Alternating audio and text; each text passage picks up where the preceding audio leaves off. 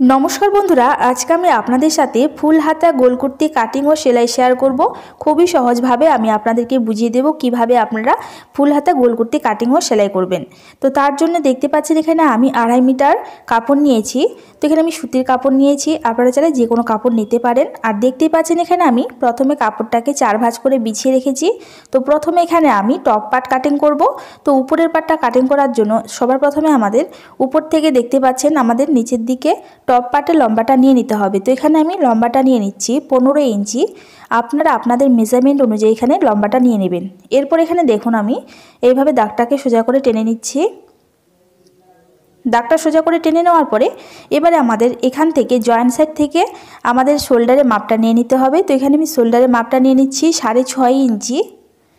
তারপরে যেখান থেকে শোল্ডার শেষ হবে সেখান থেকে আর্মহোলের মাপটাও নিয়ে নিতে হবে। তো এখানে আমি আর্মহোল নিয়ে নিচ্ছি একইভাবে 6.5 ইঞ্চি। তো এখানে আমি চেস্টের দাগটাকে সোজা করে টেনে নিচ্ছি। এরপরে দেখুন এখানে আমাদেরকে আর্মহোলের শেপটা দিতে হবে। তো আর্মহোলের গোলাইটা দেওয়ার জন্য প্রথমে আমি পিছন পাটের জন্য 1 ইঞ্চি উপরে একটা দাগ তুললাম। আর এখানে আমি হাফ ইঞ্চি ভিতরের দিকে আবার একটা দাগ তুললাম। এটা আমি সামন পাটের আর্মহোলের গোলাইটা দেওয়ার জন্য, ঠিক আছে।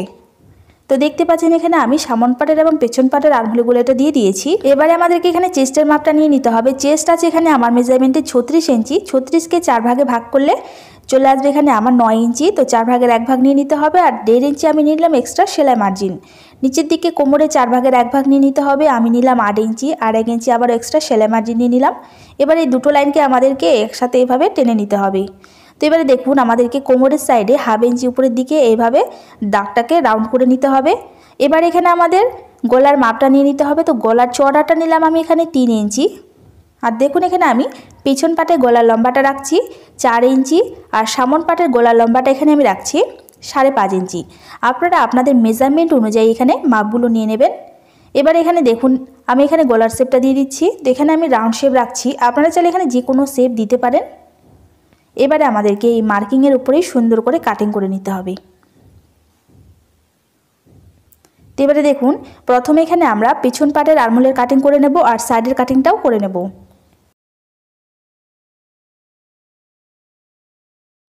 এবার এখানে দেখুন আমাদেরকে পিছন পাটের গলার কাটিংটাও করে নিতে হবে প্রথমে। তো এইভাবে কাটিং করে নেওয়ার পরে এখন আমাদেরকে এখানে পিছনের পাটটাকে সাইডে রেখে দিতে হবে বের করে। তারপর এখানে আমাদেরকে সামন পাটের পাটটাকে আবার ওইভাবে দুভাজ করে বিছিয়ে রেখে এখানে আমাদেরকে সামন পাটের গলার কাটিংটা করে নিতে হবে।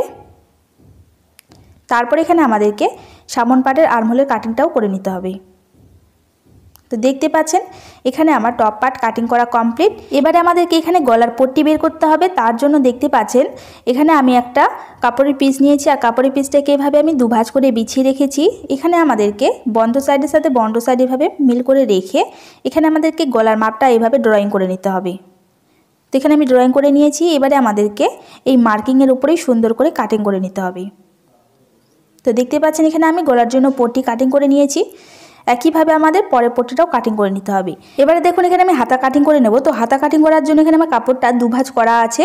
এবার এখান থেকে আমাদেরকে আরেক ভাঁজ করে নিতে হবে, তাহলে এখানে আমাদের কাপড়টা কিন্তু 4 ভাঁজ হয়ে যাচ্ছে। এখন দেখুন এখানে আমি হাতার যে চড়াটা আছে সেটা নিয়ে নিলাম 9 ইঞ্চি। এবার এখান থেকে আমাদেরকে কাটিং করে নিতে হবে। তো দেখতে পাচ্ছেন এখানে আমি কাটিং করে নিয়েছি। এবার এক্সট্রা কাপড়টা সাইডে রেখে দিয়ে এবারে দেখুন এখানে আমার কাপড়টা 4 ভাঁজ করা আছে। তো একসাথে এখানে আমার দুটো হাতা কিন্তু কাটিং হয়ে যাবে। তো এবার এখানে আমাদেরকে লম্বাটা নিয়ে নিতে হবে। এখানে আমি টোটাল লম্বাটা নিয়ে নিচ্ছি 22 ইঞ্চি, কারণ এটা ফুল হাতা করব। এবারে নিচের দিকে আমাদেরকে হাতার মুহুরি নিয়ে নিতে হবে। তো এখানে আমি হাতার মুহুরি নিচ্ছি 4.5 ইঞ্চি। আপনাদের যত আসবে সেটাকে আমরা দুভাগ করে 1 ভাগ নিয়ে নেবেন। আর 1.5 ইঞ্চি নিয়েছি এখানে আমি এক্সট্রা সেলাই মার্জিন। উপর থেকে দেখুন আমি 3 ইঞ্চিতে একটা দাগ দিয়ে দিলাম। তো উপর থেকে 3 ইঞ্চি ডাউন করে নেওয়ার পরে এখন দেখুন এখানে আমি এভাবে 8 ইঞ্চি একটা মার্ক করে নিচ্ছি। তারপর এখানে আমাদেরকে দাগটাকে এখান থেকে এভাবে সোজা করে টেনে নিতে হবে। এরপর এখানে দেখুন আমাদেরকে আর্মহোলের শেপটা দিয়ে দিতে হবে। তো এভাবে আর্মহোলের শেপটা দিয়ে দিয়েছি। এখন এখানে আমাদেরকে উপর থেকে নিচের অবধি এইভাবে স্কেল দিয়ে মিলিয়ে নিতে হবে দাগটাকে।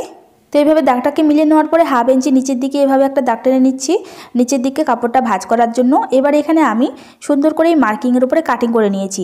এখন দেখুন এখানে আমাদেরকে সামন পাটের জন্য এখানে আমাদের দুটো পাটকে ধরতে হবে আর সামন পাটের আর্মহোলের কাটিং করে নিতে হবে। এরপর এখানে আমাদের ছোট্ট করে কাট লাগাতে হবে, তাহলে এটা মনে থাকবে আমাদের সামন পাটের মধ্যে বসবে।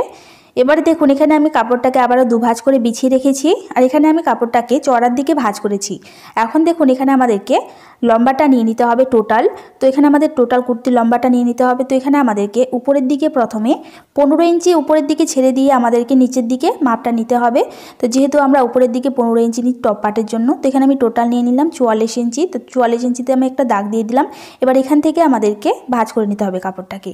তো এভাবে আমাদের লম্বার দিকে এবারে কাপড়টাকে দুভাঁজ করে নিতে হবে। তো দেখতে পাচ্ছেন এখানে আমি দুভাঁজ করে নিয়েছি। এবার এখানে যে আমাদের এক্সট্রা কাপড়টা আছে এই এক্সট্রা কাপড়টাকে কেটে বাদ দিয়ে দিতে হবে। এক্সট্রা কাপড়টা কেটে বাদ দিয়ে দিয়েছি। এবারে দেখুন এটা সাইডে রেখে দিয়ে আমাদের এখানে যে আমরা ভাঁজ করেছি কাপড়টা এর মধ্যে আমাদের জয়েন্ট আছে, এই জয়েন্টটাকে কেটে নিতে হবে। তো দেখুন এখানে আমি জয়েন্টটা কেটে নিয়েছি। এবারে একটা পার্টকে সাইডে রেখে দিচ্ছি আর এখানে আমি কাপড়টা খুলে দেখাচ্ছি। তো দেখতে পাচ্ছেন এর চওড়াটা কিন্তু অনেকটাই চলে আসছে। এবার এখানে দেখুন আমি প্রথমে সামনের পার্ট নিয়েছি। তো এখন আমাদেরকে সামনের পার্টটা এভাবে উপরের দিকে রাখতে হবে সোজা দিকটা। এরপর আমাদেরকে এখানে যে কোনো একটা নিচের পার্ট নিয়ে নিতে হবে। তারপর এভাবে সুন্দর করে এক সাইড থেকে ধরে আমাদেরকে প্রথমে 2 ইঞ্চি সেলাই লাগাতে হবে, সোজা সেলাই। তারপর এখানে আমাদের ছোট ছোট করে প্লেট দিয়ে এর মধ্যে পুরোটাকে সেলাই করে নিতে হবে। তো দেখতে পাচ্ছেন এখানে আমি ছোট ছোট করে প্লেট দিয়ে পুরো ঘেরাটাকে আমি এখানে রেডি করে নিয়েছি। এবারে দেখুন এখানে আমাদেরকে গলার মধ্যে পট্টি বসাতে হবে। তার জন্য এখানে আমি পট্টিটা নিয়ে নিচ্ছি আর এভাবে উল্টো করে রেখে 1/2 ইঞ্চি মার্জিন নিয়ে পুরো রাউন্ডের মধ্যে সেলাই করে নিতে হবে। তো এখানে আমি সেলাই করে নিয়েছি। এবার এখানে আমাদেরকে এভাবে ছোট ছোট করে কাট লাগাতে হবে। তারপরে পট্টিটাকে আমাদেরকে উল্টো সাইডে এভাবে মুড়িয়ে নিয়ে আবার উপর থেকে সুন্দর করে সেলাই করতে হবে। তো দেখতে পাচ্ছেন এখানে আমি সেলাই করে নিয়েছি। যেমনভাবে আমরা সামনের পার্ট রেডি করেছি ঠিক একইভাবে আমাদের পেছনের পার্টও রেডি করে নিতে হবে। তো দেখতে পাচ্ছেন এখানে আমি পেছনের পার্টটাও রেডি করে নিয়েছি। এবারে এখানে আমাদেরকে একটা পার্টের উপরে একটা পার্ট এভাবে উল্টো করে রাখতে হবে।